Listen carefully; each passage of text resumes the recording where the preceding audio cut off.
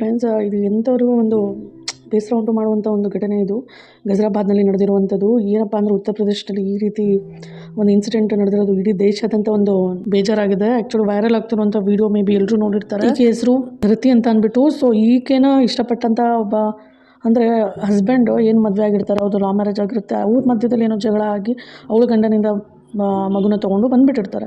So ಆಗ ಡೈವರ್ಸ್ಗೆ ಅಂತ apply ಮಾಡ್ತಿರ್ತಾರೆ. ಆ್ಯಕ್ಚುಲಿ ಗಂಡನ ಕಡೆಯವನೇ ಅಂದರೆ ಇವರಿಗೆ ಇದರಲ್ಲಿ ಮೈದನ ಆಗಬೇಕು. ಸೊ ಆ ಮಗುಗೆ ಚಿಕ್ಕಪ್ಪ ಆಗಬೇಕು. ಅನ್ನೋರಿಗೆ ತುಂಬಾ ಒಂದು ಪೀಡಿಸಿರ್ತಾನೆ, ಮದುವೆ ಆಗು ಅಂತ ಅಂದ್ಬಿಟ್ಟು. ಸೊ ಒಪ್ಪಿರಲ್ಲ, ನನ್ನ ಮಗು ಇದೆ, ನನಗೆ ಮದುವೆ ಆಗಲ್ಲ, ಸೊ ನನಗೆ ಮದುವೆ ಆಗಿದೆ, ಮಗು ಇದೆ, ನನ್ನ ಸವಾಸ ಬಿಟ್ಬಿಡು ಅಂತ ಹೇಳೋದು.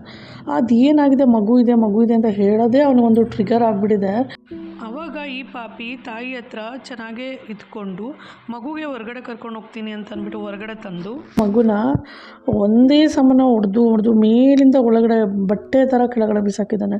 ಸೊ ಹಂಗೆ ಬಿಸಾಕ್ತಾ ಒಂದು 3-4 ಸರಿ ಆದಮೇಲೆ ಜನಗಳು ಅಕ್ಕಪಕ್ಕದಲ್ಲಿರೋ ಬಂದುಬಿಟ್ಟಿದ್ದಾರೆ. ಏನಾಗಿದೆ, ಯಾಕೆ ಮಗು ಅಳ್ತಿದೆ, ಏನೋ ಒಂಥರ ಸೌಂಡ್ ಕೇಳಿಸ್ತಾ ಇದೆಯಲ್ಲ ಅಂತ ರಾಪ್ ಅಂತ ಬಿಸಾಕಿರೋ ಸೌಂಡು ಒಳಗಡೆ ಇರುವಂಥ ಜನಗಳಿಗೆ ಕೇಳಿಸಿದೆ. ಸೊ ಆಗ ಬಂದು ಕೇಳಿದ್ರೆ ತಕ್ಷಣ ಮಗುನ ಭುಜದ ಮೇಲೆ ಹಾಕ್ಕೊಂಡು ಹೋಗ್ತಾ ಇದ್ದಾನೆ. ಬರ್ತಾ ಭುಜದ ಮೇಲೆ ಎಷ್ಟು ನಂಬಿಕೆ ಪ್ರೀತಿಯಿಂದ ಬಂತು, ಹೋಗ್ತಾ ಮಗುವಿನ ಒಂದು ನಾವು ಒಬ್ಸರ್ವ್ ಮಾಡಿದ್ರೆ ಆ ಕತ್ತೆ ನಿಲ್ತಾ ಇಲ್ಲ ಪಾಪುದು. ತಾಯಿ ಇರುವಂಥ ಒಂದು ಬಿಲ್ಡಿಂಗ್ ಹತ್ರ ಹೋಗಿ ಮಗುನ ಬಿಸಾಕ್ಬಿಟ್ಟು ತಪ್ಪಿಸ್ಕೊಂಡು ಓಡೋಗ್ಬಿಟ್ಟಿರ್ತಾನೆ. ಫೈನಲಿ ಪೊಲೀಸವರಂತೂ ಒಂದು 6-7 ಅವರ್ಸ್ ಒಳಗಡೆ ಅವ್ನು ಹಿಡಿತಾರೆ. ಆದರೆ ಒಬ್ಬ ನಾರ್ಮಲ್ ಪರ್ಸನ್, ಒಬ್ಬ ಕಿಲ್ಲರ್ ಕೈಯಲ್ಲಿ ಒಂದು ಗನ್ ಇರುತ್ತೆ.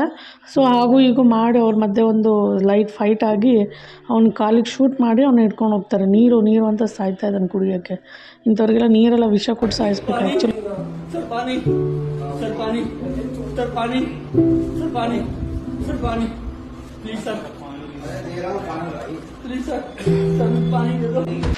ಇನ್ನು ಇಂಥ ಪಾಪಿಗಳಿಗೆ ನಮ್ಮ ಒಂದು ನ್ಯಾಯಾಂಗದಲ್ಲಿ ಇನ್ನೂ ಎಷ್ಟು ದಿನ ಅನ್ನ ಹಾಕ್ಕೊಂಡು ಸಾಕ್ತಾ ಇರ್ತಾರೆ ಜೈಲಲ್ಲಿ. ನಿಜ ಹೇಳಬೇಕು ಅಂದರೆ ಇಮ್ಮಿಡಿಯೇಟಾಗಿ ಇಂಥವ್ರಿಗೆ ಏನು ಅಲ್ಲೇ ಸಾಕ್ಷಿ ಸಿಕ್ಕಿದೆ, ಸೊ ಗೊತ್ತಾಗಿದೆ ಇವನೇ ಅಂತಂದ್ಬಿಟ್ಟು ಇನ್ನೂ ಏನು ಕೇಸ್ ನಡೆಸಬೇಕು, ತಕ್ಷಣ ಇಂಥವ್ರಿಗೆ ಗಲ್ಲು ಶಿಕ್ಷೆ ಕೊಟ್ಬಿಟ್ರೆ, ಅಂದರೆ ಜನಗಳ ಮಧ್ಯದಲ್ಲೇ ಕೊಟ್ಟರೆ ಇನ್ನೊಂದು ಸರಿ ಇಂಥ ಒಂದು ದುರ್ಘಟನೆಗಳು ನಡೆಯೋದು ಅಥವಾ ಇಂಥ ಒಂದು ದುಸ್ಸಾಹಸಗಳು, ಇಂಥ ಪಾಪಿಗಳು ಇರ್ತಾರಲ್ಲ ಅಂಥವ್ರಿಗೆ ಒಂದು ಎಚ್ಚರಿಕೆ ಗಂಟೆ ಆಗುತ್ತೆ. चलो टॉफी खाने चल रहे हैं, मैंने बाबू दे दिया, मैंने कहा अपना ही तो बाहर ही तो ले जा रहा है। उसी ने बोला छोटे से बच्चे से कि तुम चले जाओ साथ में। उसने ऐसे मारा मेरे बच्चे का पूरा गर्दन ऐसे झूल रहा है।